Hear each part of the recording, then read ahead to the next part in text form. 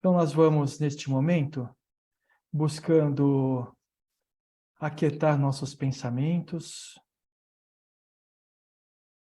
sentindo a presença amiga de nosso Espírito Protetor, que já nos abraça carinhosamente neste momento.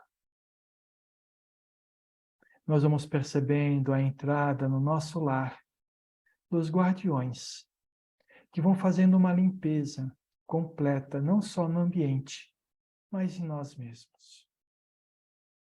Eles vão livrando o ambiente, especialmente aquele onde nós estamos, das energias negativas, dos miasmas, das formas pensamentos negativas.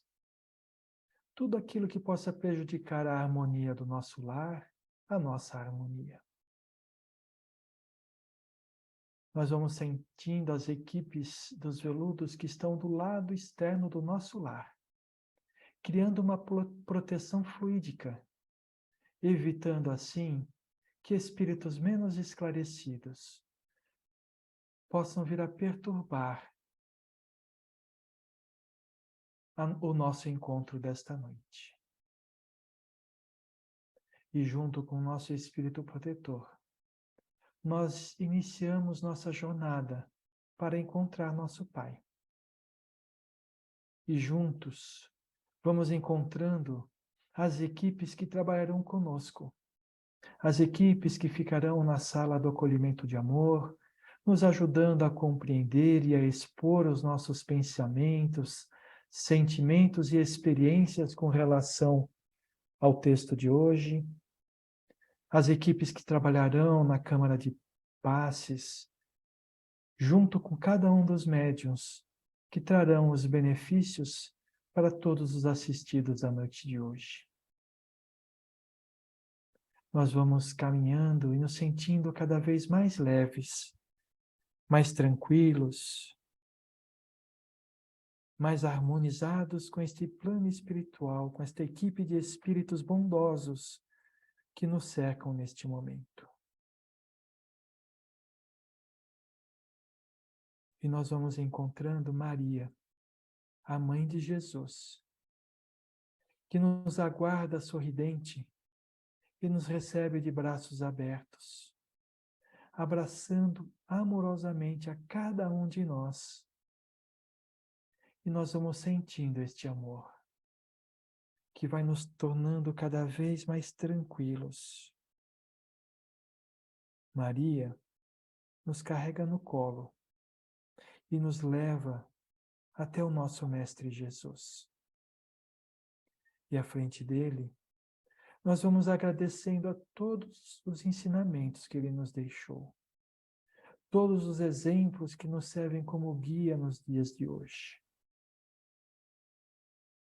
Que possamos ter os olhos de ver, os ouvidos de ouvir, para compreender esses ensinamentos e colocá-los como uma luz que nos guia o caminho. Jesus nos leva até o nosso Pai. E à frente de Deus, nós nos colocamos humildemente, agradecidos pela presente encarnação, agradecidos por tudo que somos, por tudo que temos,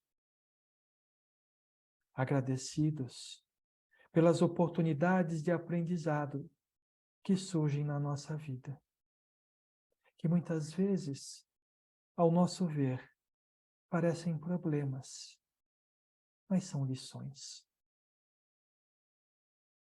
E para nos ligarmos ao nosso Pai, nós vamos dizendo a nossa prece. Pai nosso que estais no céu, santificado seja o vosso nome. Venha a nós o vosso reino, seja feita a vossa vontade, assim na terra como no céu. O pão nosso de cada dia nos dai hoje.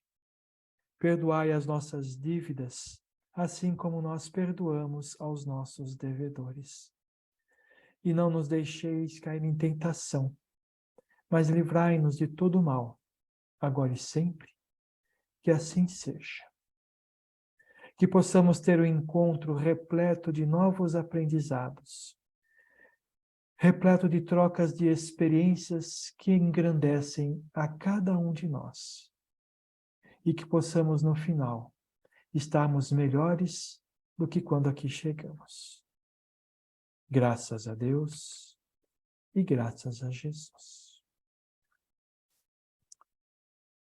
Bom trabalho para vocês e até daqui a pouquinho.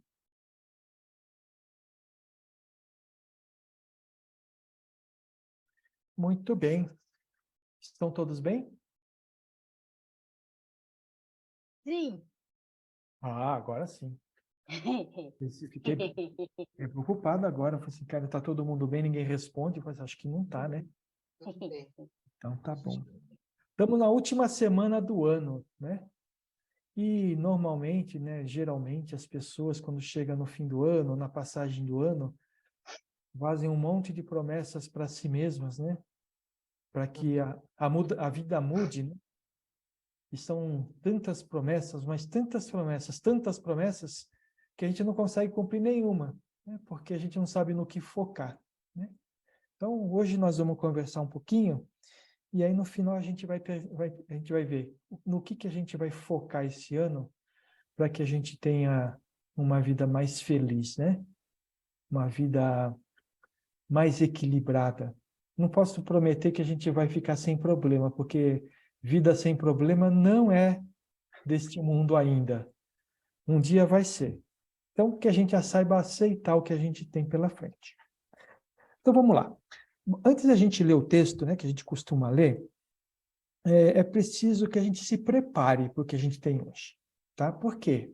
Não sei quem leu, quem não leu, mas o texto de hoje, ele não põe o dedo na ferida. Ele põe o dedo nas feridas, todas elas, todas que a gente tem, né? E se a gente não tiver o coração aberto para compreender que isso não é algo para nos machucar, mas alguma coisa para que a gente possa compreender que caminho seguir, a gente vai se sentir tristes, né, no final do texto, né? Então, a gente precisa se preparar para que essas palavras sejam para nós uma abertura de caminhos, tá? Nós precisamos nos libertar e transformar o homem velho. Vocês sabem quem que é um homem velho, né?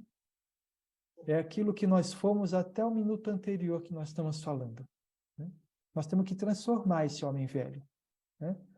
Trabalhar o nosso auto-perdão. Então, quando a gente vê o que a gente vai falar aqui hoje, a gente tem que se perdoar. Por quê? Porque nós fizemos o nosso melhor. Então, não há de se pensar em que a gente errou e que a gente tem a culpa. Não, a gente fez o nosso melhor, né?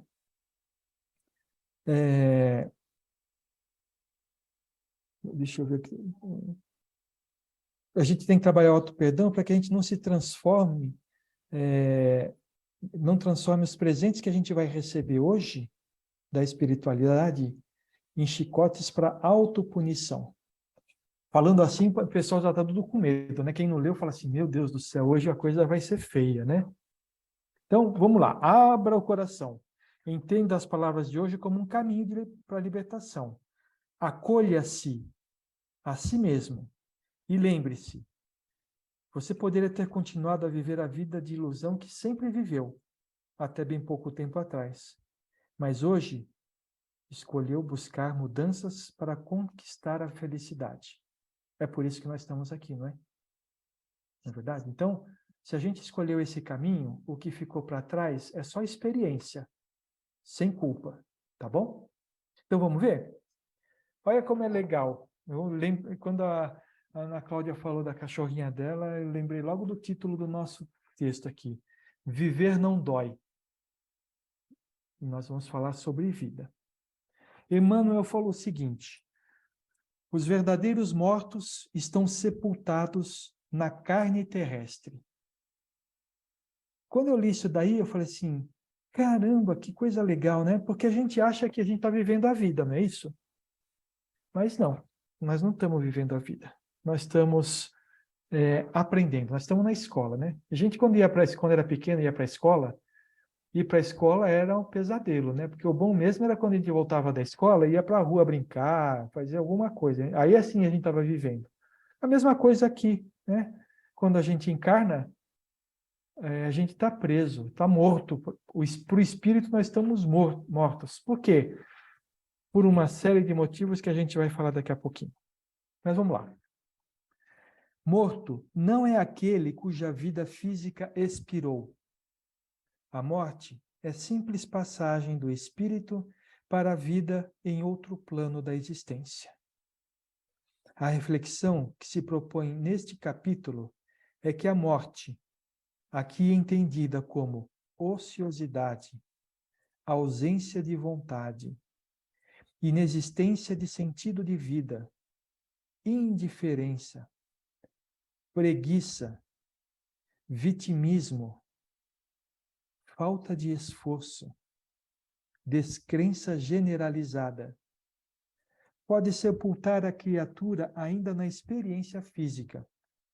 Os verdadeiros mortos estão biologicamente vivos, embora espiritualmente enterrados no túmulo do imobilismo.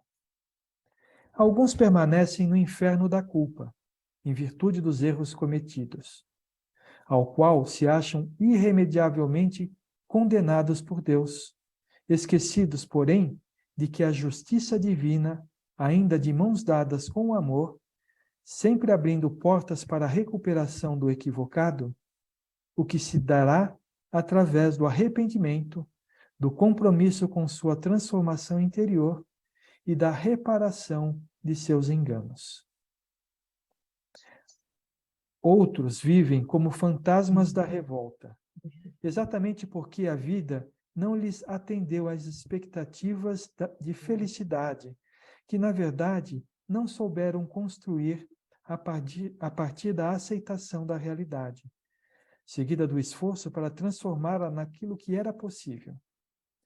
Revoltaram-se pela frustração de não gozarem de uma felicidade total, e, com isso, deixaram de usufruir da felicidade compatível com a nossa condição humana. Se não fossem tão exigentes com a felicidade, poderiam ter vivido muitos bons momentos, os quais nem foram capazes de enxergar. Outras vezes, não interpretaram os naturais reveses da existência como lições de humildade, resiliência e aperfeiçoamento íntimo, virtudes tão fundamentais para quem deseja ser feliz. Também encontramos milhares de mortos no túmulo do medo de viver, de sofrer decepções e perdas. Por isso, não tentam, não arriscam, não ousam, protegem-se tanto que vivem numa bolha, perdendo o melhor da vida. Pensando nesses mortos-vivos, eu me lembro de Jesus ressuscitando Lázaro. O mestre afirma que seu amigo Lázaro dormia e que ele iria despertá-lo. Quantas vezes também estamos dormindo diante a vida que nos cabe viver? Quantas vezes ficamos como crianças na cama que não querem levantar para ir à escola, porque fazer lição é muito chato. Desejam apenas brincadeiras, festas, diversão e detestam disciplina, esforço e autoaprimoramento. De fora da sepultura, Jesus chama pelo amigo dormente. Lázaro, vem para fora. Eu sinto que Jesus faz assim conosco neste momento. Faz assim comigo. Faz assim com você. Porque quase todos nós somos mortos-vivos, pois vivemos menos do que poderíamos estar vivendo, sepultando sonhos antes de a vida física acabar, enterrando talentos que nos levariam a experiências mais gratificantes, não enxergando que, mesmo nos dias mais difíceis, sempre há o que agradecer e pode nos tirar um sorriso no canto dos lábios. Leon Denis, escritor espírita de que gosto muito, afirma: não há alma que não possa renascer, fazendo brotar novas florescências. Basta-vos querer para sentirdes o despertar em vós de forças desconhecidas. Crede em vós, em vosso rejuvenescimento, em novas vidas. Crede em vossos destinos imortais. Crede em Deus, sol dos sóis, foco imenso, do qual brilha em vós uma centelha, que se pode converter em chama ardente e generosa. É preciso renascer na própria vida, várias vezes. Para todos os vivos que estão enterrados, ouçamos o poeta Emílio Moura nos tirando do túmulo. Viver não dói. O que dói é a vida que se não vive. Tanto mais bela sonhada, tanto mais triste perdida. O que vocês acharam do texto?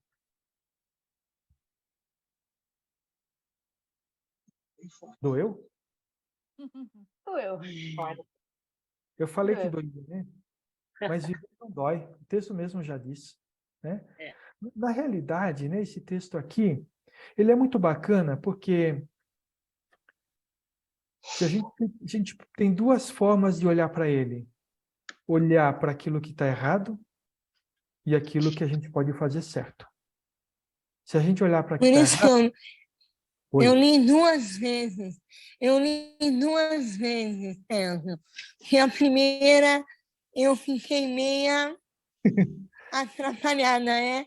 Aí depois falei, não, vou ler de novo para entender.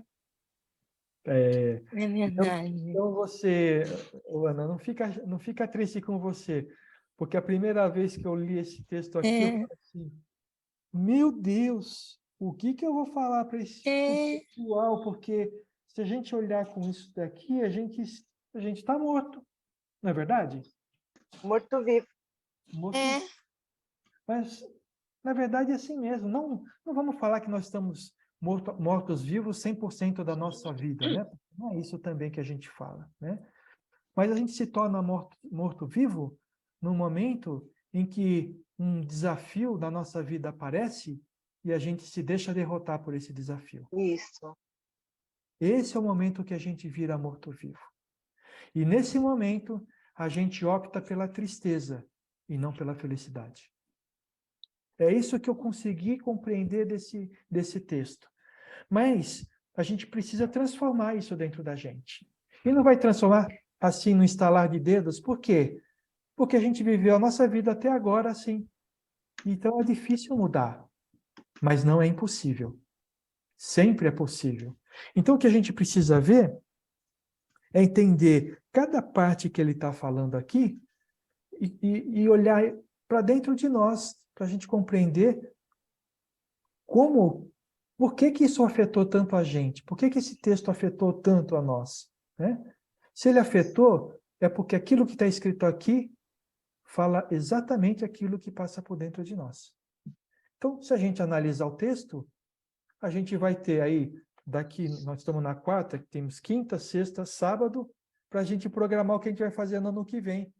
Porque isso vai ajudar a gente a ter uma visão melhor do caminho que a gente quer seguir, né? Porque assim, né? Todo fim de ano as pessoas falam assim, o ano que vem eu vou ser diferente, né? Não é verdade? As pessoas estão falando o tempo inteiro isso, eu vou ser diferente. Mas diferente do quê?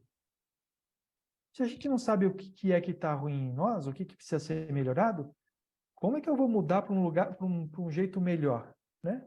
Então o que as pessoas falam, eu vejo algumas pessoas falando, né? Não, o ano que vem eu não vou levar desaforo para casa. Né? Porque acha que levar desaforo para casa traz dor. E a gente já viu que a gente deve levar desaforo para casa e esquecer dele quando entrar em casa, não é verdade? Uhum. Odete, você está com... Isso, obrigado. Então, a gente precisa compreender esse texto, olhando para nós, não para o lado ruim de nós, mas no lado que pode ser bom. Tá bom? Então, vamos lá. Morto não é aquele cuja vida física expirou. A morte é simples passagem do espírito para a vida em outro plano da existência.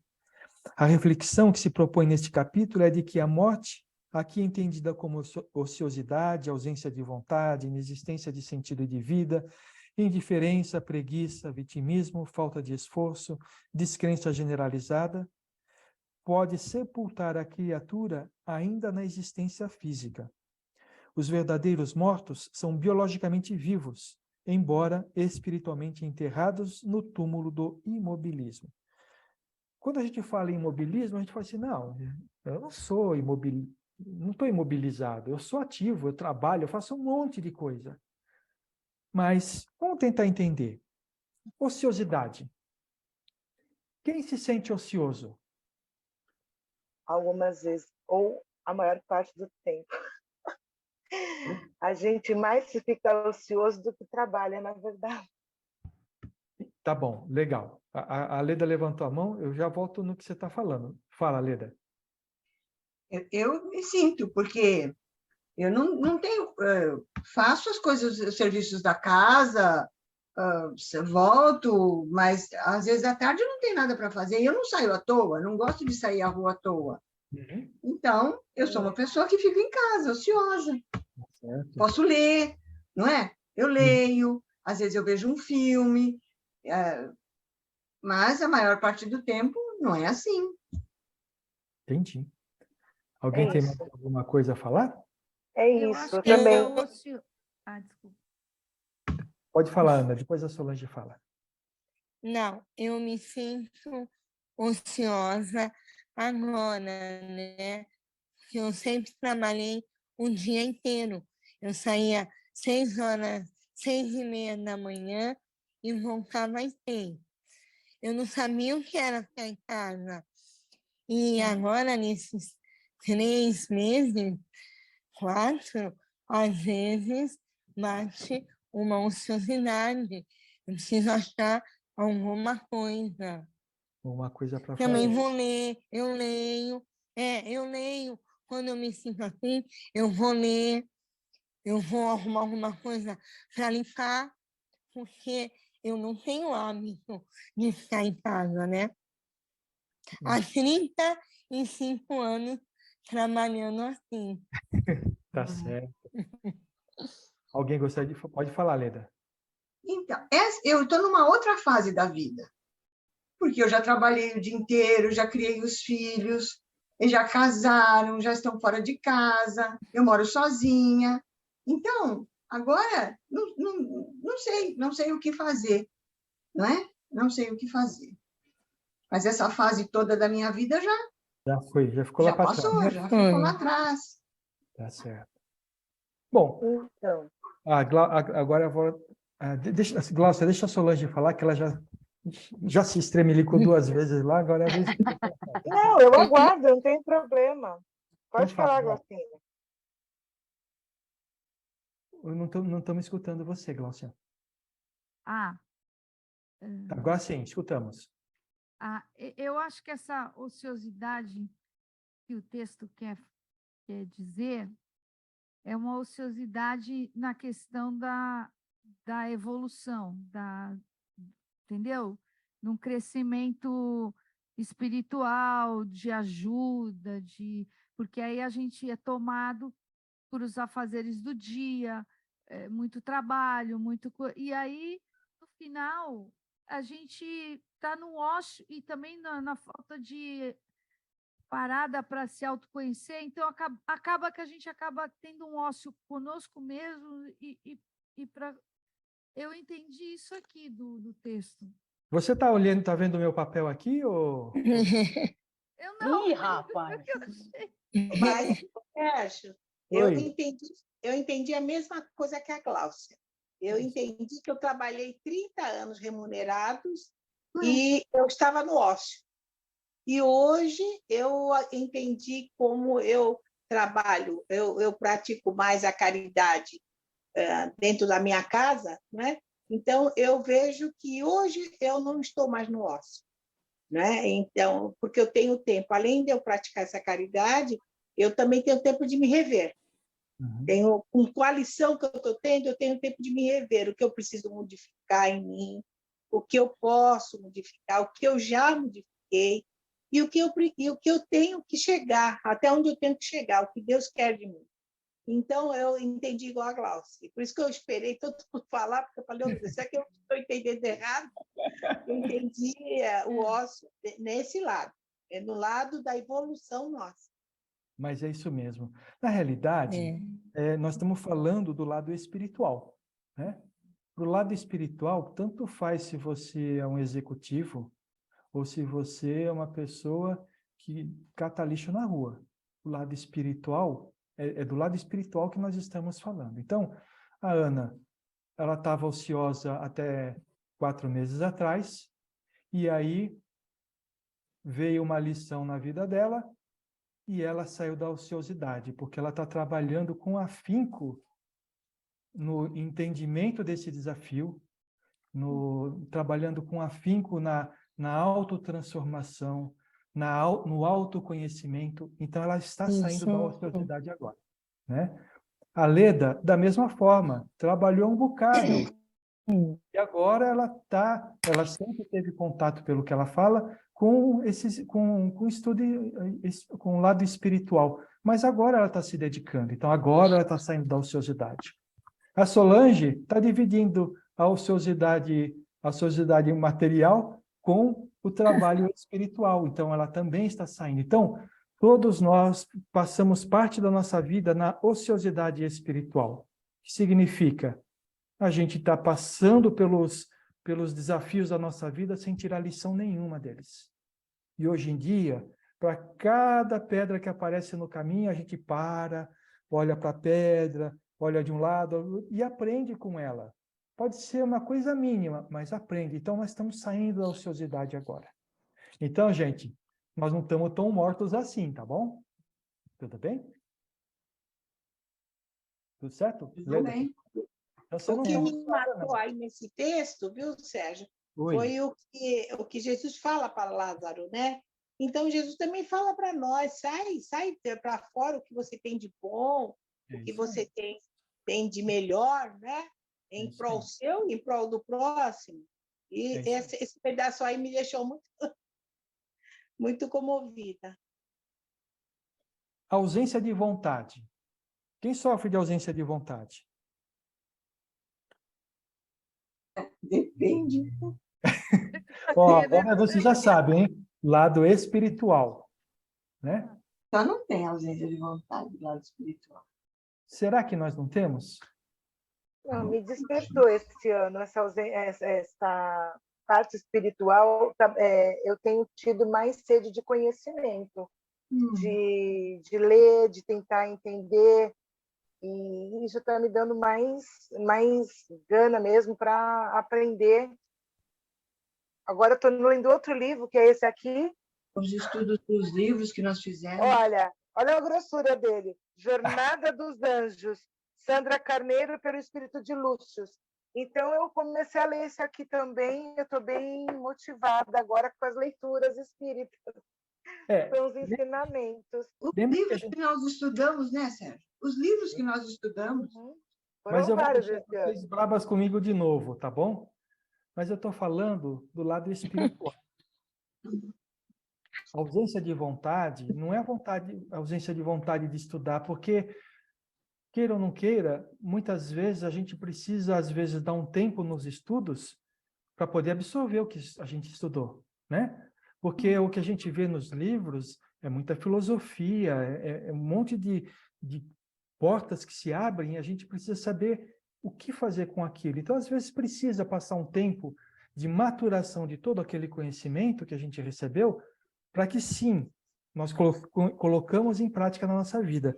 Mas, às vezes, a ausência de vontade é no sentido da transformação.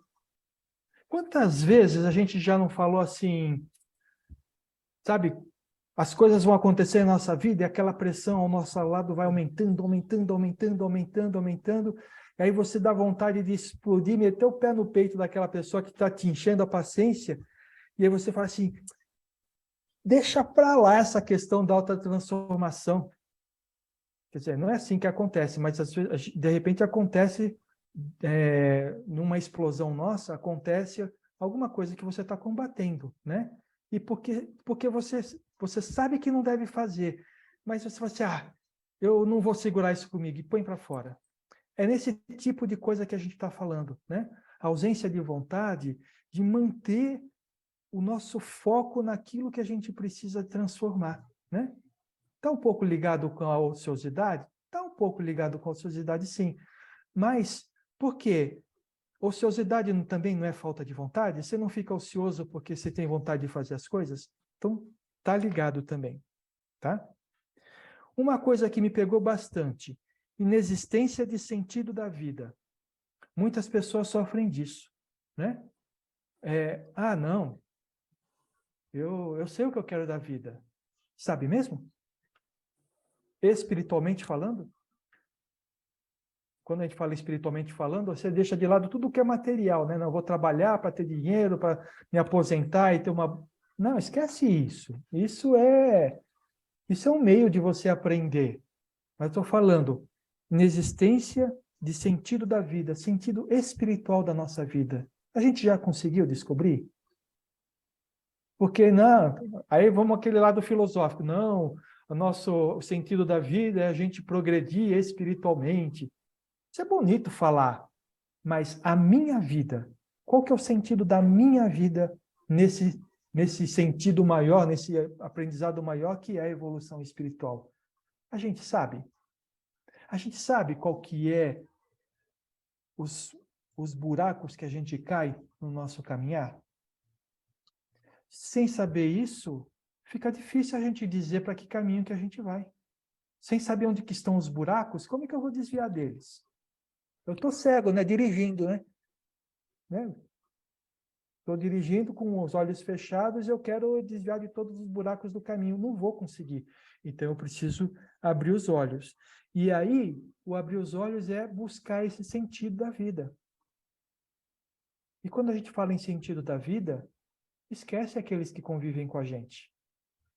Porque, novamente, essas daí são meios. Meios para a gente exercitar tudo aquilo que a gente precisa na nossa vida. Então quer dizer que eu não preciso dar atenção para os meus parentes? Não, não é isso que eu estou falando. Estou falando o seguinte, espiritualmente falando, nossa vida espiritual, o sentido da minha vida espiritual nesse momento é lidar com essa dificuldade que eu tenho na minha vida. Então é assim, orgulho, é isso? É isso aí. Tentar melhorar, né? Orgulho, impaciência, né? Egoísmo. É isso aí. Trabalhar essas coisas. Mas eu vou falar uma coisa para você, Leda. É isso mesmo, você tem toda a razão, tá? Mas eu fui dirigente de escola de aprendizes de três turmas e meia, tá? Nessas 3 turmas e meia, eu aprendi o seguinte. Quando a gente fala assim, não, tem que trabalhar orgulho, não, tem que trabalhar vaidade. Eu aprendi porque eu também era assim. Tudo isso é filosofia, tá? Por quê? Tem que trabalhar orgulho. Orgulho é uma coisa tão geral, tão ampla, que eu continuo sem saber o que eu tenho que fazer comigo mesmo. Mas quando eu falo para mim assim, quando alguém me elogia, eu fico todo cheio de mim. Não, isso daqui é orgulho, eu preciso trabalhar isso. Se você responde para uma pessoa uma coisa que ela fala, você fala, não, eu não sou assim, não fiz isso. É orgulho. É orgulho. Então, o que você precisa fazer? Você não vai trabalhar o orgulho. Você vai trabalhar o seguinte, quando alguém falar que eu sou isso, aquilo, o outro, eu, com a minha humildade, eu vou aceitar, porque ela tem essa visão de mim. Eu acho que eu não sou assim, mas eu preciso analisar, porque se alguém está vendo isso em mim, talvez isso exista. Vocês compreenderam a diferença?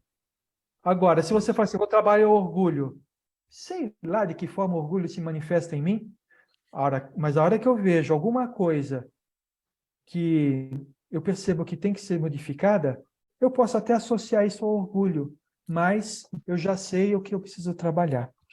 Tudo bem? Aí eu consigo achar um sentido para a minha vida. Tá? Então, quando as pessoas falam, o sentido da minha vida, eu vim nesta vida para trabalhar isso.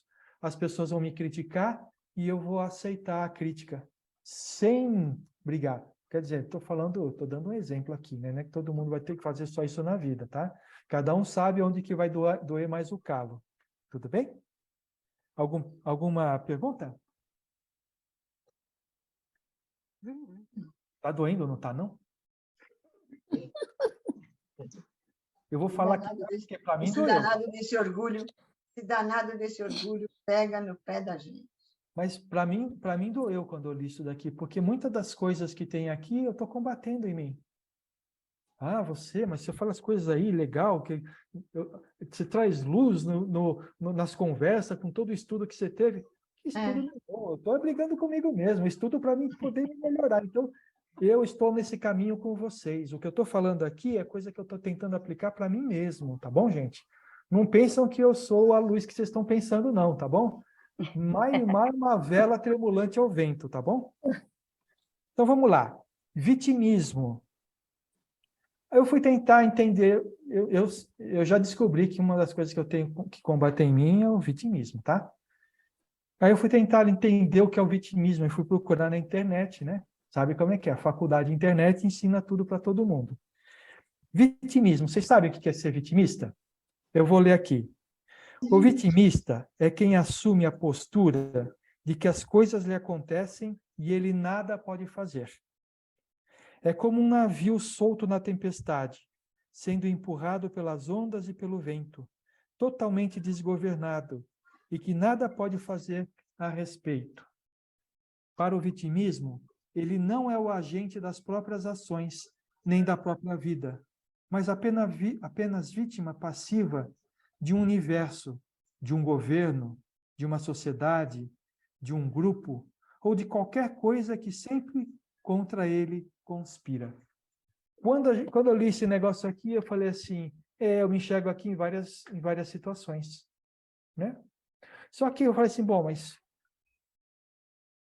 por que eu sou vitimista? Vocês se identificaram com essa descrição do vitimista aqui?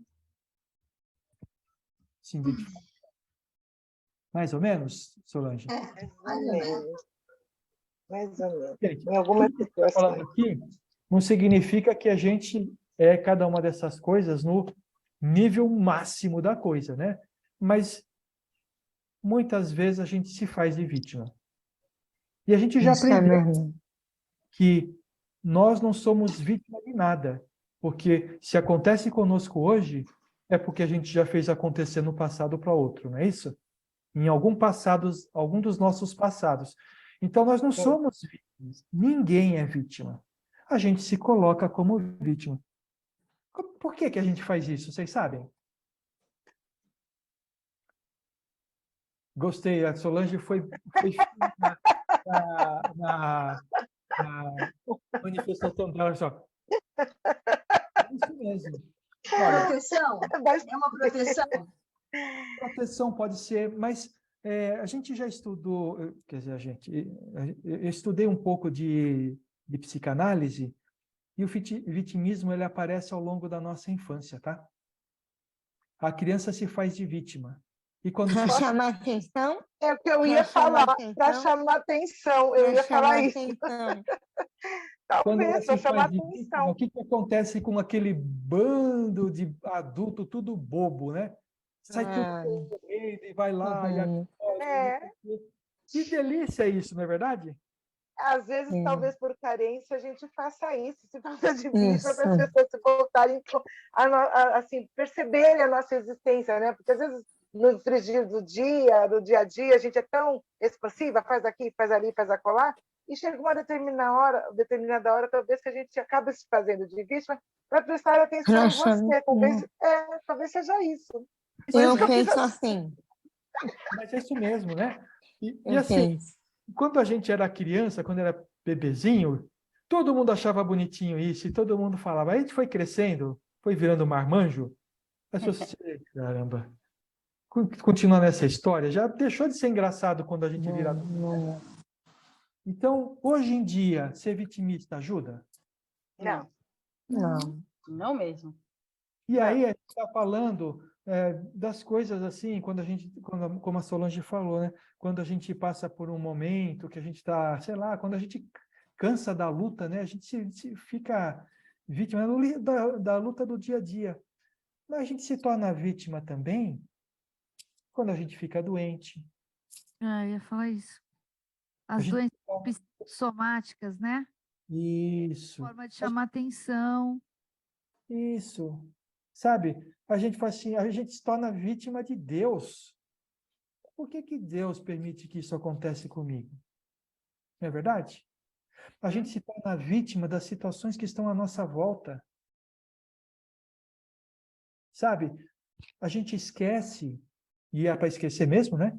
O que a gente fez na outra vida. E nesta vida nós estamos recuperando alguma coisa que a gente ou deixou de fazer lá, ou fez muito errado lá na outra vida, né? Então, vitimismo é isso, e a gente precisa se livrar do vitimismo.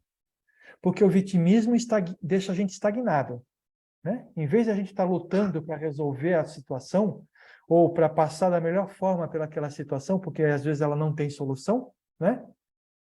A gente se torna vítima e fica lá sofrendo, cada vez doendo mais, porque a gente coloca a cruz nas costas e coloca um monte de outros problemas que nem existem ainda em cima da cruz, e aí fica cada vez mais pesado, né?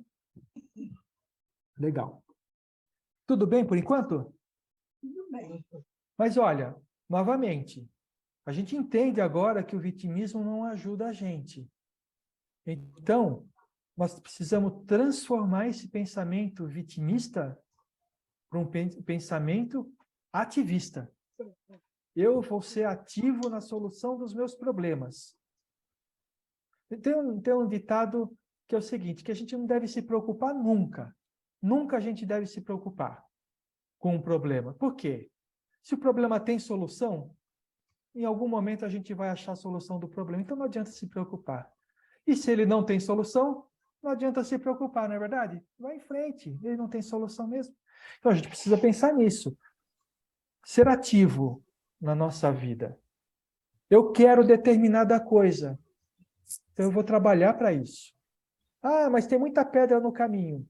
Se não for eu para tirar as pedras do meu caminho, não vai ser ninguém. Não vai ser ninguém. Então, em vez de gastar o teu tempo olhando para aquele monte de pedra no caminho, gasta o tempo tirando as pedras do caminho. Mas a gente precisa escolher bem as batalhas que nós vamos brigar, né? Não adianta escolher batalha que a gente não vai tirar nenhum proveito disso. Então, escolha o que você quer na sua vida e não seja vitimista para conseguir aquilo. Vá em frente, enfrenta de peito aberto. Vai doer? Vai doer. Vai ser difícil? Vai ser difícil. Mas aceita isso como parte do caminho. E a cada passo que você dá na direção que você escolheu, fique feliz, porque é um passo a menos para chegar lá. Sabe? O que a gente costuma fazer muito é isso, né? A gente dá um passo e a gente olha e vê quantos passos que a gente faltam dar ainda, né? Mas a gente não percebe quantos passos que a gente já deu. Tudo bem? Vamos andando? Alguns permanecem no inferno da culpa, em virtude dos erros cometidos, ao qual se acham irremediavelmente condenados por Deus. Esquecidos, porém, de que a justiça divina anda de mãos dadas com o amor, sempre abrindo portas para a recuperação do equivocado, o que se dará através do arrependimento, do compromisso com a sua transformação interior e da reparação de seus enganos. Vocês viram que a gente volta a falar da culpa? Sim. Sempre ela nos perseguindo. Aí é o que a Solange fala sempre, a estátua de sal, né? É o Sérgio que fala para a gente. Não se arrepender, né? Não ficar olhando para trás. Não podemos olhar para trás. Fizemos, procuramos fazer naquele momento agora vamos, melhor, e agora já foi, daí para frente. Vamos em frente, que Solange, atrás vem gente. Solange, me permite discordar de você? Você Pode falou ser. Que eu não concordo. Você falou assim que a culpa vive nos perseguindo. Mas não é verdade. Ela quer fugir da gente, mas a gente está agarrada nela. Não estou, não. Eu já passei por isso, já está lá atrás. Já me livrei dela. Já me livrei dela. Se desapegar da culpa. Oi, desculpa, o perseguindo é no sentido dos estudos, entendeu? Nesse sentido que sempre ela volta, a culpa, ela volta nos estudos. É nos Mas estudos. lembre-se, a culpa serve para nos alertar de algo que precisa ser mudado.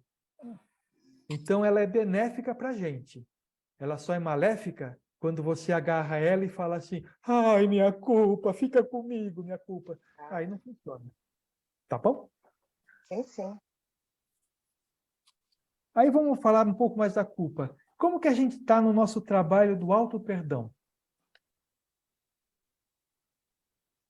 A passo de formiga. A Mas passo de estamos formiga? indo. Isso é importante. A passo de formiga, mas estamos indo.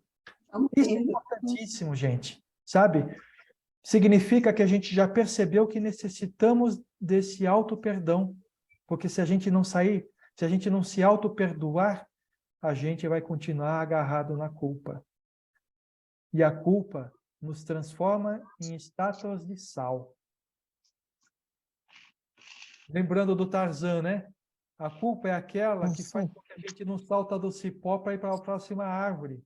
A gente desce do cipó, Fica chega no segurando as duas. cipó, mas não solta o outro, né? Porque Exatamente. eu estou me agarrando na culpa, né? Vamos lá. Nós precisamos abrir as portas para a recuperação de quem erra. Como que nós vamos fazer essa recuperação?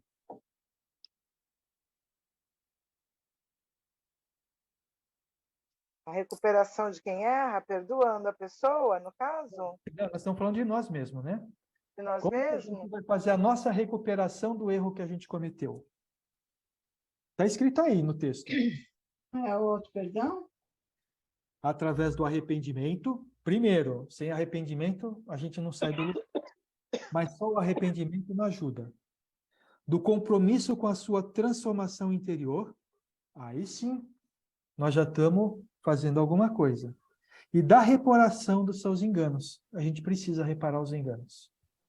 Ah, mas o erro que eu cometi, a pessoa não vai aceitar desculpa. Não tem problema. Se você não tem condição de conversar com a pessoa com a qual você errou, por exemplo, né? Porque a pessoa realmente não aceita, você pode reparar fazendo orações para esta pessoa o tempo inteiro, para que ela te perdoe. Faz a oração do perdão. Vai lá no final do Evangelho, segundo o Espiritismo, tem um monte de oração lá. E uma delas é a oração do perdão. Faça a oração do perdão para as pessoas que você magoou, para as pessoas com as quais você errou, pelas pessoas que acham que você magoou ela, embora você não tenha tido a intenção. Você acha que não magoou, mas pede perdão. De alguma forma aquela pessoa sentiu isso de você. Peça perdão. E peça perdão a si mesmo. O primeiro perdão tem que vir a você. Sabe, a gente não consegue fazer para o outro aquilo que a gente não faz para nós mesmos, sabia? Não, eu consigo amar. Será? Eu consigo perdoar. Será? Aí você vai pensar, eu consigo me amar? Consigo me perdoar? Então, tudo que você for fazer para o outro, faça primeiro para si mesmo. Tudo, inclusive as coisas erradas, tá bom? Porque aí você vai sentir na pele o que você está fazendo e não vai fazer para o outro, não é isso? É verdade, é verdade. Outros vivem como fantasmas da revolta, exatamente porque a vida não lhes atendeu às expectativas de felicidade, que, na verdade, não souberam construir a partir da aceitação da realidade, seguida do esforço para transformá-la naquilo que era possível. Revoltaram-se pela frustração de não gozarem de uma felicidade total. E com isso, deixaram de usufruir da felicidade compatível com a nossa condição humana. Se não fossem tão exigentes com a felicidade, poderiam ter vivido muitos bons momentos, os quais nem foram capazes de enxergar. A gente ainda se revolta com o que acontece de ruim na nossa vida? Bastante. Ajuda? Bastante. Não. Não ajuda. Você joga todo aquele fel, né? Fala, Solange. Se a gente partir do princípio de que nada acontece por acaso, que a gente tem que passar, a gente realmente não adianta se revoltar. A gente tem que aceitar. Mas isso é muito legal na cabeça da gente. Mas a gente tem que trabalhar isso da gente, né? A gente, se revoltar, não fica só pior. Se me acontece um momento de dificuldade, um aprendizado que esteja no meu corpo físico, se eu me revoltar, eu só vou agravar a minha situação, não é verdade? Você já está aplicando o que a gente falou agora há pouco. Compromisso com a sua transformação interior. Isso é transformação interior. Eliminar a revolta com relação àquilo que a gente não consegue modificar na nossa vida é uma transformação interior que nos leva à felicidade. É isso mesmo, Solange. É isso mesmo. Quem de vocês aceitam a realidade da vida? Todas as realidades da vida. Depende da Braços realidade da abertos. vida, né? Todas. Braços abertos. Não. Vem cá, desafio, eu te abraço e vamos vencer juntos. Quem consegue fazer isso? Não. É. Complicado essa, hein? Essa Eu pergunta fico é complicada. injuriada com muito da realidade da vida. Olha, gente, isso faz parte, tá? Porque antes de a gente conseguir sair da situação de problema e passar pela situação de solução, a gente passa pelo estágio da revolta. A gente já falou sobre isso anteriormente. O importante é, sabendo disso, é deixar esse estágio da revolta o mais curto possível. Porque a revolta só rouba a energia da gente. Não é verdade? É verdade. Ana Cláudia, da sua experiência, com tudo aquilo que você passou, teve um momento que você ficou revoltada, não ficou? Como é que você sentiu quando você venceu essa fase? Então, no início, vem uma revolta. Os questionamentos, não sei, o mundo vira de cabeça para baixo. Mas, eu não sei, Sérgio, se foi pela ajuda de vocês ou na espiritualidade, com certeza eu escutei na minha cabeça. O que você é diferente dos outros? O que você é melhor do que os outros? De um amigo, de um vizinho. Então, aceite. E aí, Sérgio, foi bem mais fácil. Bem mais fácil. Vamos, então, aceitar, lutar. Não, eu vou lutar, eu vou querer viver. E não me revoltei mais, não me questionei mais. Incrível. E aí você passou de um estágio de extrema dor. Sim.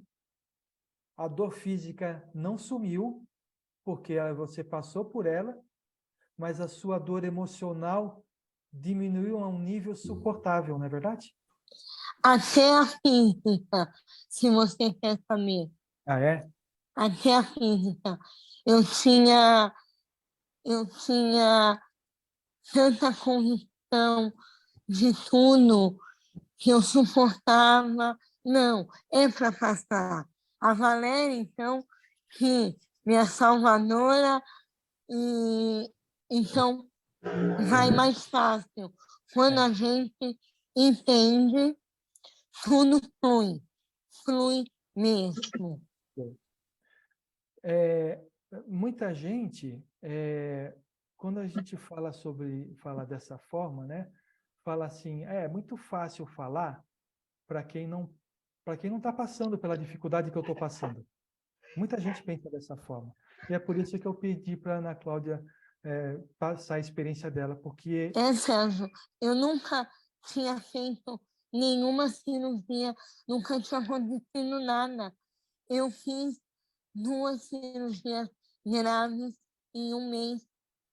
Então, e aí a gente pede para que as pessoas... Eu não posso falar que eu passei por um sofrimento extremo, né?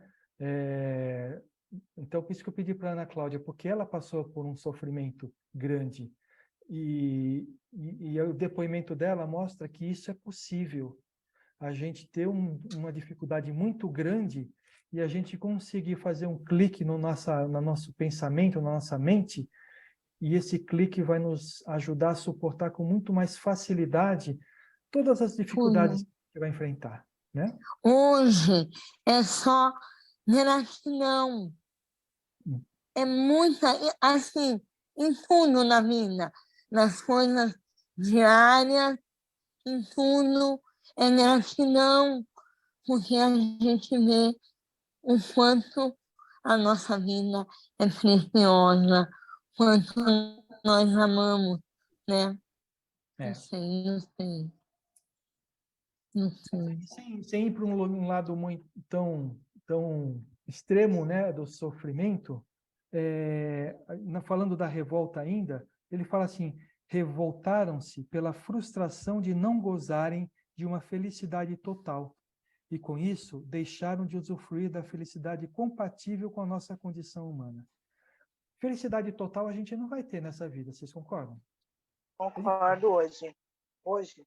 Hoje você Uma concorda? vez eu ouvi, uma vez uma pessoa falou para mim que a felicidade não existia, que era uma somatória de momentos felizes. Aquilo para mim foi uma pedrada na minha cabeça. Eu falei, como que você está falando isso? Imagina, mas isso naquela época eu tinha 25 anos, né? Passaram-se muitos anos depois disso, com 60. Agora sim, com certeza. Lógico que não é desse plano. Mas naquela época eu fiquei focada. E a felicidade está nas pequenas coisas. Sim. Eu não queria ir numa confraternização. Eu escrevi para a Valéria e falei para minhas primas, por causa de eu estar falando assim. Eu tinha vergonha, não queria me mostrar. Aí eu falei, eu sou viva. Deus me deu a vida. Sim. Eu estou falando, e é assim que eu vou me mostrar ao mundo a minha gratidão. É isso aí. Então, eu estou vencendo comigo as minhas barreiras. Eu estou indo. É isso mesmo. E eu ainda falei para ela, meu pai teve câncer na laringe, ele tirou as cordas vocais. Meu pai falava pelo esôfago. Eu falei, você ainda está falando, Ana, olha isso. Ele, no começo foi um treinamento, foi uma dificuldade muito grande. Ele teve também fazer fonoterapia, foi difícil para ele. E ele viveu mais 11 anos ainda, mas morreu de outras causas, nada a ver, foi outra situação. Mas ele também viveu e se comunicava conosco e a gente entendia. Né? A maneira dele a gente entendia. E a gente entende você agora perfeitamente. Então, porque eu queria o que diz o texto, me boicotar. Eu queria me fechar, eu não queria me expor. Mas cadê a vida? Cadê a gratidão? Cadê a felicidade aí? Eu estou entendendo assim, estou tentando, E a aos poucos. a gente precisa aceitar o seguinte: as pessoas que gostam da gente pelo aquilo que a gente é. Exatamente. Não O por meu aquilo que a filho, gente mostra. o meu filho falou isso. Mãe, você vai com as suas amigas, pessoas que gostam de você. É isso aí. Então, eu estou aprendendo muito. então assim, né, a gente... Ah, mas e aquelas pessoas que não aceitarem do jeito que eu sou? Elas não me amam. Importa. Então, elas não merecem a minha atenção. Problema delas, né? Foi o que eu falei para o meu pai quando ele chegou em casa, coitado. Ele voltou do hospital da Camargo. Ele abriu a porta chorando e depois ele falou que o médico falou que ele tinha que colocar aquela prótese que a pessoa fala que parece um robô, mas é um aparelho que tinha que trocar a cada 6 meses. Eu falei, para com isso, chega de sofrimento. O senhor não vai fazer isso com o senhor. Foi exatamente o que eu falei para meu pai. A gente ama o senhor do jeito que o senhor é e do jeito que você falar, para nós está ótimo. Para que ficar trocando de 6 em 6 meses uma prótese? Não, chega. Ele só faltou degolarem ele. Eu falava para ele, né? Era um corte daqui a aqui, assim, o pescoço dele. e ele se comunicava, ele falava, e a gente Falava. aceitava, porque A, não a foi, Ana? gente entendia. A A gente gente entendia. entendia. Agora, falando um pouco de felicidade, né? Porque ele tocou aqui na questão da felicidade, né? A felicidade total nós não vamos ter nesse planeta, Não. porque ele é um planeta Não. de expiação, ninguém gosta de expiar, e de prova, ninguém gosta de prova. Sim. O que a gente pode almejar é a felicidade possível dentro do nosso plano encarnatório, né? E aí tem uma música, não sei se vocês já ouviram, Era Uma Vez, quem canta é Kese, que fala o seguinte, que a felicidade não está no final, a felicidade está no caminho.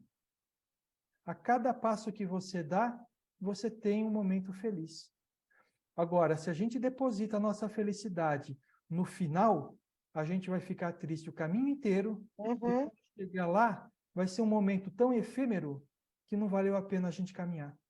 Exato, faz sentido mesmo. A Isso é achar. felicidade, Oi, pode falar, Lida. a felicidade são pequenas coisas do dia a dia. Isso. Qualquer coisa do dia a dia que você observa, que você acha bonito, que você gosta, o dia está lindo, um pássaro, qualquer coisa, tudo isso é felicidade, de você poder estar lá vendo, aprendendo, né? Por exemplo, Fazendo. uma felicidade muito grande minha é a gente estar conversando aqui e a gente perceber a mudança de entendimento de todos nós a respeito das coisas da vida. Isso me deixa feliz. Fala assim, puxa vida, aquilo que a gente está fazendo está ajudando não só a mim, mas um monte de pessoas. Isso me deixa feliz. Verdade. Porque o meu objetivo é ser anjo, estar sentado lá do lado de Jesus, fazendo as coisas que ele faz, não é verdade? Mas até chegar lá, eu tenho que ficar feliz com essas coisas, né, que a gente vai fazendo no nosso dia a dia, não é? Porque se eu ficar olhando, a hora que eu chegar lá em Jesus, Já é um anjinho. Um Hã? anjinho. ixi, Já asa nasceu quebrada. uma asinha, uma asinha. Uma pontinha de uma asa. Uma voltinha. A gente não somos anjos ainda, nós somos pessoas que dividimos nossas experiências com todos para que, de alguma maneira, alguns possam evitar de pisar nos buracos que a gente pisou, né? Isso que a gente precisa olhar. Vamos lá.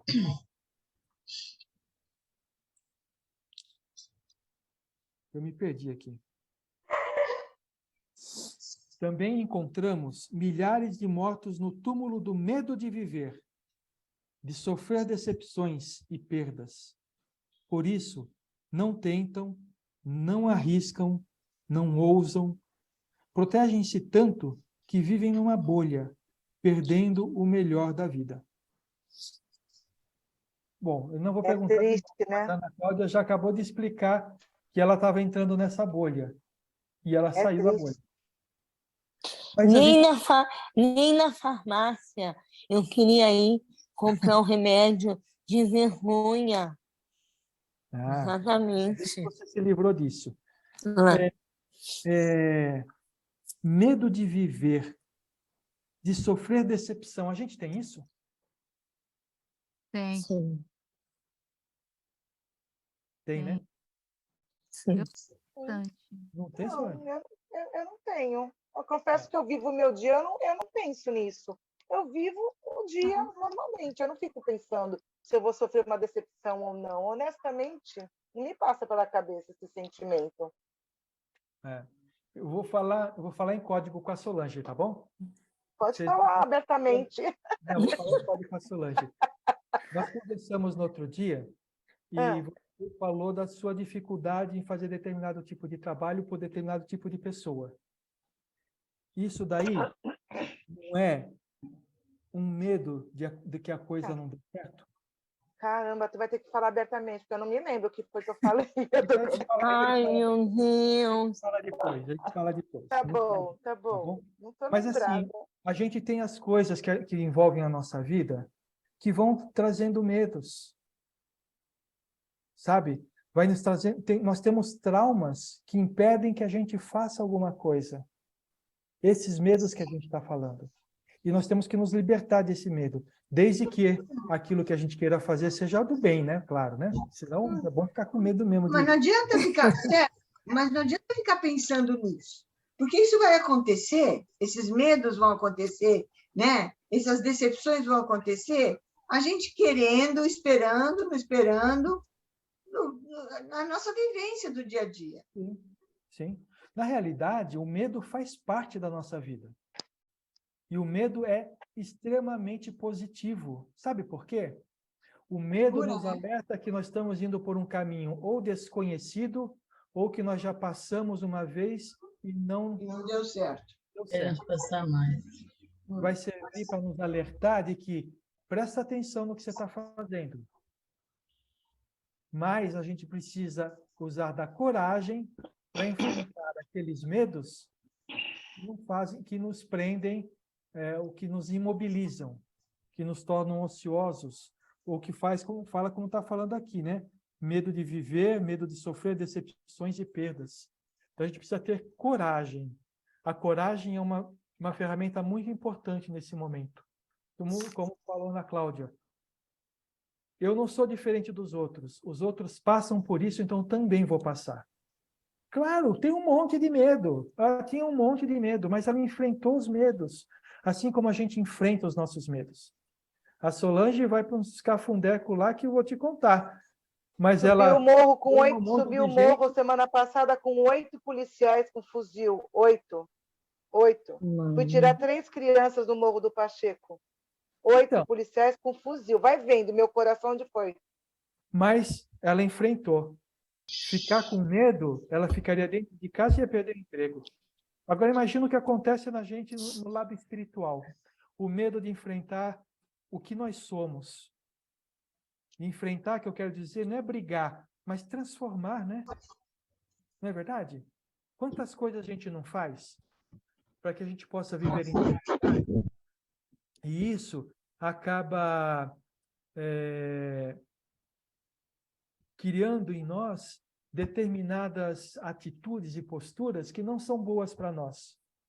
E a gente tem medo de mudar isso, porque o que vai acontecer comigo na sociedade? Não é verdade?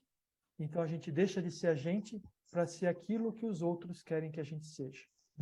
E a gente vê um mundo que não está compatível com o modo de a gente pensar, não é verdade?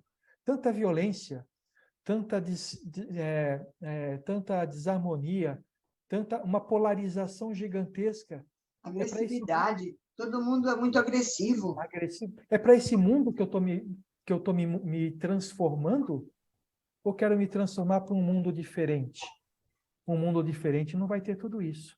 Então a gente precisa ter coragem para fazer isso, né? Tudo bem?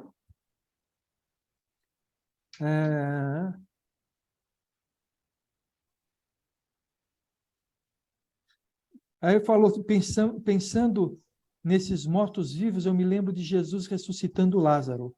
O mestre afirma que seu amigo Lázaro dormia e que ele iria despertá-lo.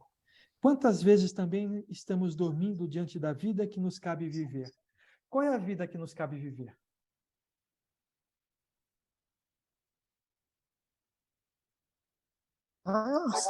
Essa que nós traçamos lá em cima, nosso plano. Eu acho que é aquilo que se apresenta no momento para nós, não é? Sim. Mas ela não está falando a vida material, tá? Ele não está falando da vida material. Não. É porque a vida espiritual também tem reflexo, né, na material. É isso aí. E aí é viver aquilo que nos apresenta no momento, né? O desafio do momento. E quantas vezes a gente dorme diante desse desafio? Oi? E quantas vezes a gente não dorme diante desse desafio? E dá para dormir? Oi? E dá para dormir? Tem desafio, não dá. Faz de conta que não dá para empurrar com a barriga, não dá. Alguns dá.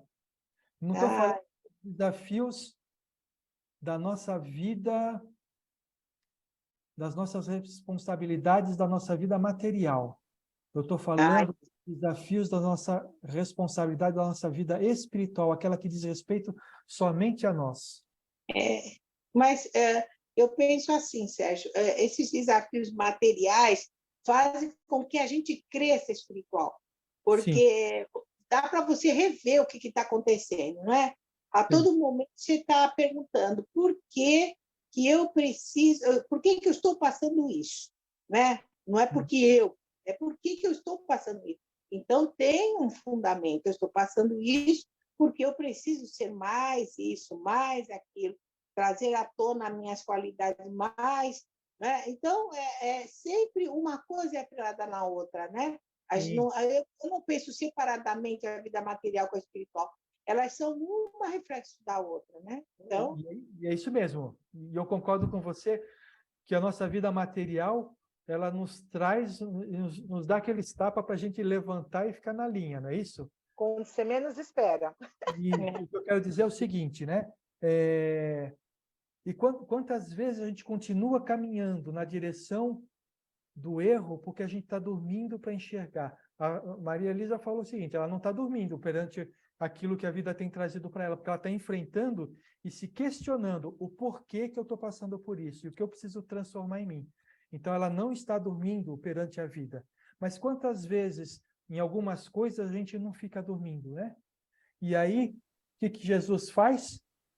Nos chama. Dá um estalo. Acorda. Dá um estalo. Está aqui, ó, esse é o caminho. Esse é o caminho.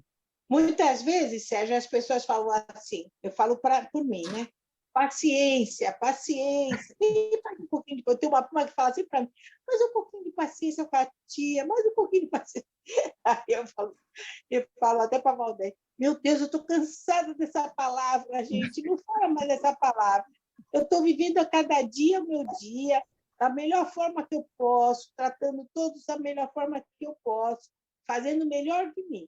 Mas não me fala essa palavra. Posso substituir essa palavra? Posso substituir essa palavra? Pode. Força, irmã. Se você precisar de ajuda, aqui chama o Cirineu que eu estou lá para te ajudar, tá bom? É isso que a gente precisa falar nesse momento, não é verdade?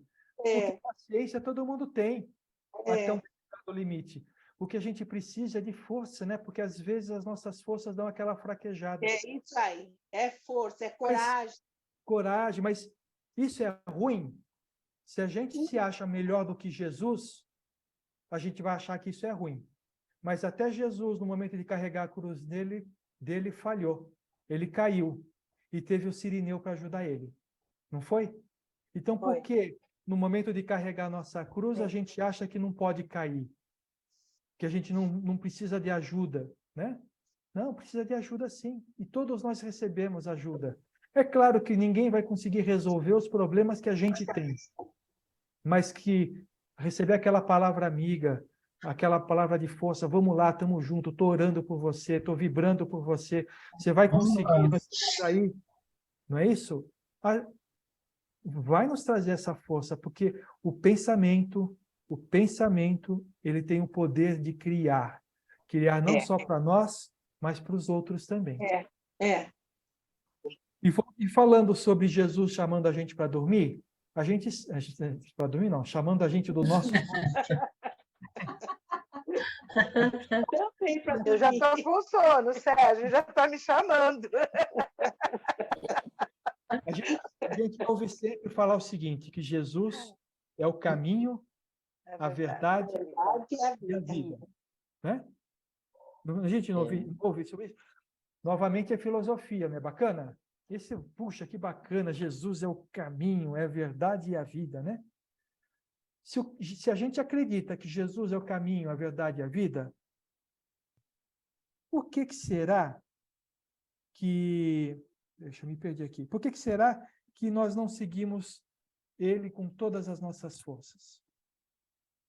Mas é aí que você tem que perguntar por que Jesus é o caminho, a verdade e a vida para mim. Por quê?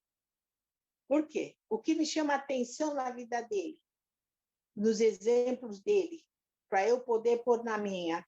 Entende? Eu estou sempre me questionando nisso. Eu digo para você uma coisa que ele tinha, que falha muito em mim, e que eu tenho trabalhado nisso. fé. É. Ele tinha fé. Ele sabia É. que tudo que acontecia e tudo que estava para acontecer fazia parte do caminho que ele estava a O passar. caminho dele, Então, E que ele não estava só, né? E ele tinha a certeza que Deus estava olhando e que ele não estava só. E é isso que a gente tem essa certeza, que a gente se sente muito só nos desafios da vida, né? Parece que parece que a gente não tem ajuda nenhuma. Isso é falta de fé, é falta de coragem da gente. Né? o que eu posso dizer é que depois que eu comecei a pensar nisso, a minha fé tem melhorado, né? Já tem meia semente de mostarda, mas já está lá. Já tá indo, né? Bom, então, mas assim, né? Então, a pergunta é, por que a gente não segue Jesus com todas as nossas forças se ele é o caminho? A segunda pergunta, por que duvidamos se ele é a verdade? E o terceiro, por que ficamos mortos nas nossas crenças limitantes, nos nossos medos, nas nossas culpas, se ele é a vida? Ter é falta de fé, Ele é. né? Que se a gente tivesse fé, a gente... Primeiro, a gente não segue porque é difícil, né? Porque Jesus...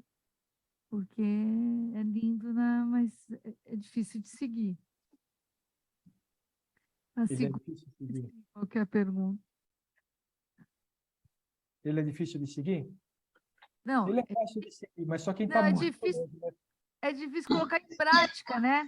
Os ensinamentos, né? É muito Então, profundo, né? É fácil falar, né? Agora, pôr na vida... Agora é o seguinte, né? Então, nós ao longo do que a gente conversou hoje, a gente viu uma série de aspectos nossos que precisa de transformações, né? Então, a gente conseguiu enxergar algumas coisas, né? A gente conseguiu enxergar que a felicidade a gente tem que fazer nos passos que nós damos e não ficando olhando somente aquela felicidade que está longe de nós, né? Dê mais um passo na direção daquela felicidade, fica feliz com isso, né? Nós entendemos que Jesus realmente, se a gente seguir Jesus, a gente consegue chegar lá, né? Então, nós já estamos criando para nós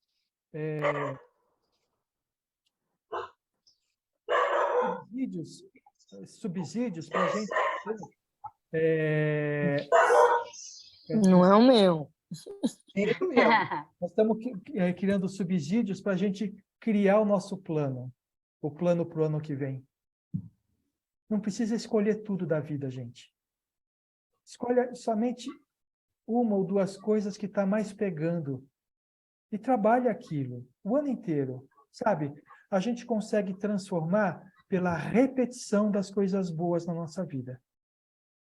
Mas se a gente tenta repetir tudo que está, transformar tudo ao mesmo tempo, não dá. Não dá para você reformar a casa e pintar a sala, o quarto, o banheiro e a cozinha ao mesmo tempo. Você primeiro tem que pintar a sala, depois pinta a cozinha, depois pinta o banheiro. Não é verdade? Então a gente tem que mudar as cores da nossa vida pouquinho a pouquinho. Ver aquilo que está mais pegando, aquilo que está mais incomodando e trabalha aquilo de alguma forma, né? Depois tem aqui o seguinte,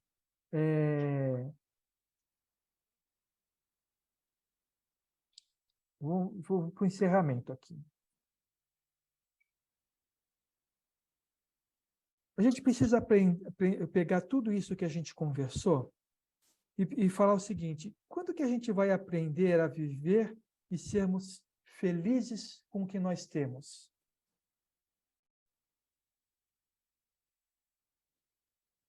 Você lembra? Lá atrás nós falamos, né?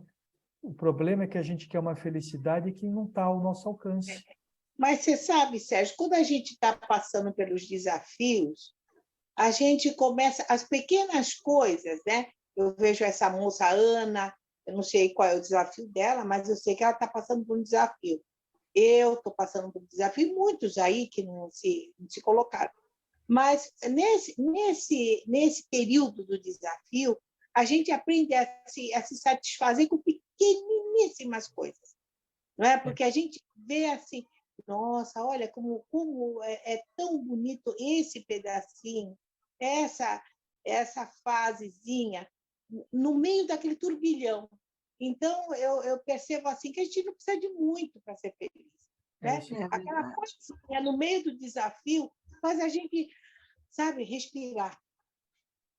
A gente aprende. Quando a gente está passando por um desafio, a gente aprende a observar essas coisas pequenas, esse passinho, não é? É só aí que a gente aprende. E aí a gente tem que carregar isso, porque o desafio passa, né? E a gente continua vivendo. E aí a gente tem que aprender a carregar isso e lembrar disso sempre. Né? Mas olha a felicidade que vocês me dão, né? E aí eu fico feliz, né? Eu fico feliz. No passado, vocês não tinham essa consciência. Não estou falando de você, Elisa, que você já vem nesse caminho a longa data, mas no passado vocês não tinham essa consciência. Até aprendiam com o trabalho, com os desafios, mas não percebiam que estavam aprendendo. Hoje vocês procuram um aprendizado em qualquer desafio que apareça na vida. Isso torna vocês mais fortes, porque vocês percebem onde estão as pedras quando vocês estão chegando nelas, né?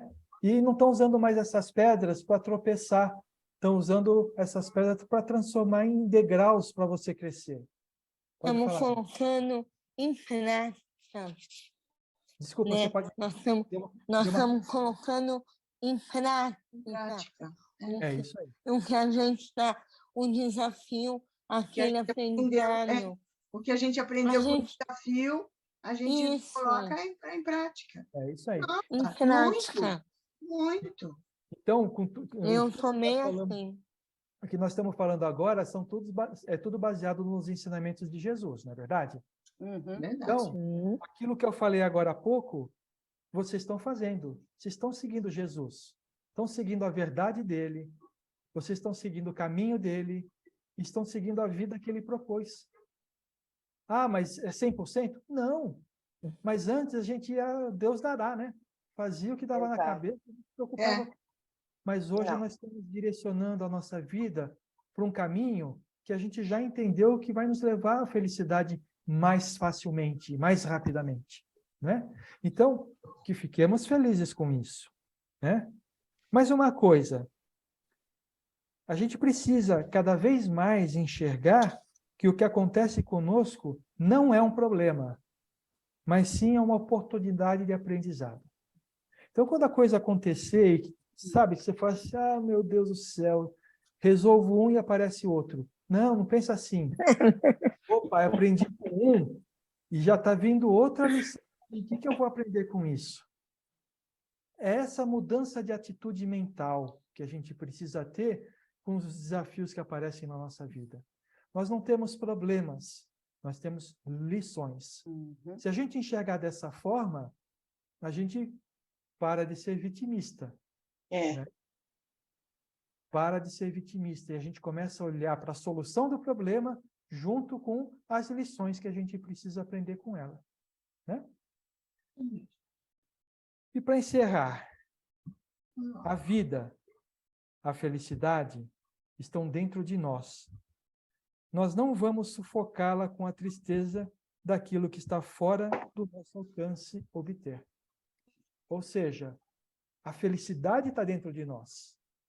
A nossa vida está dentro de nós.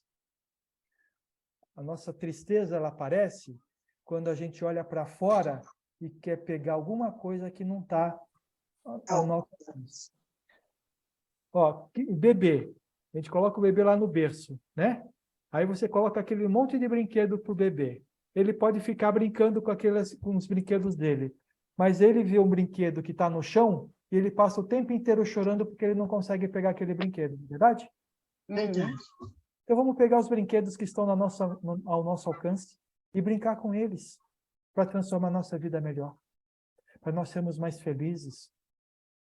Vamos aproveitar esse final de ano, onde que a atmosfera da virada do ano permite que a gente trabalhe um pouco melhor essa questão da proposta que a gente tem de mudança para nós mesmos, do nosso homem velho, e descobrir o que é que nós precisamos focar na nossa vida neste momento.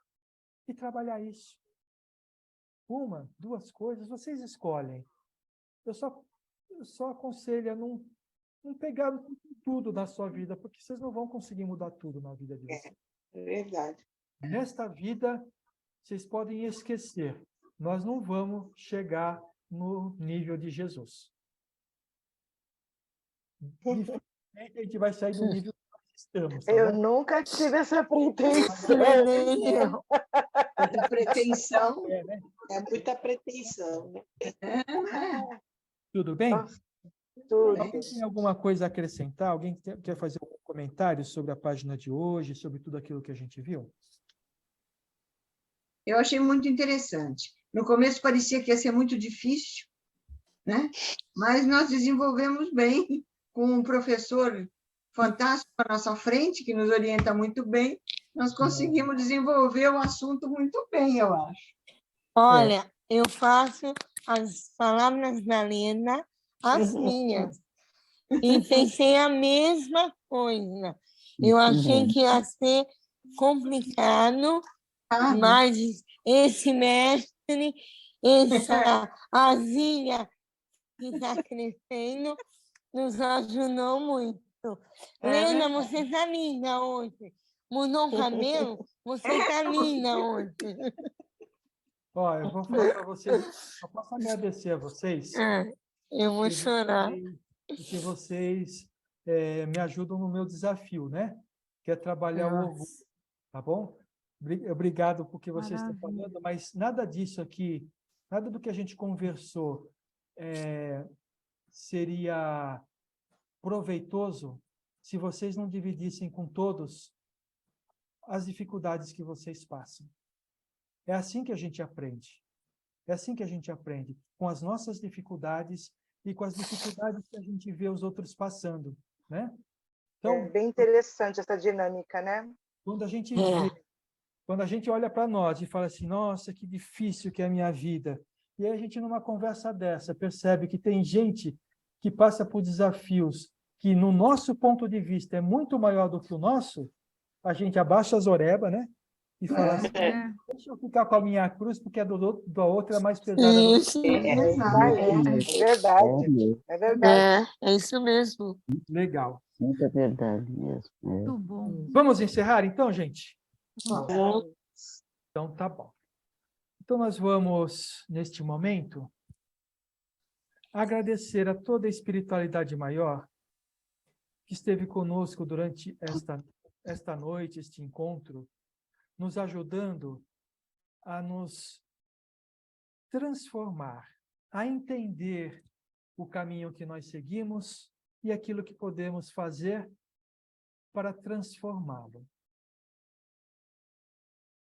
E com esta gratidão no nosso coração, nós abrimos ele para doarmos todo o amor que nós temos para toda a humanidade sofredora, desejando intensamente que cada pessoa que sofre possa encontrar um grupo como este, que vai trazer luz ao seu caminho para vencer os seus desafios e aprender suas lições.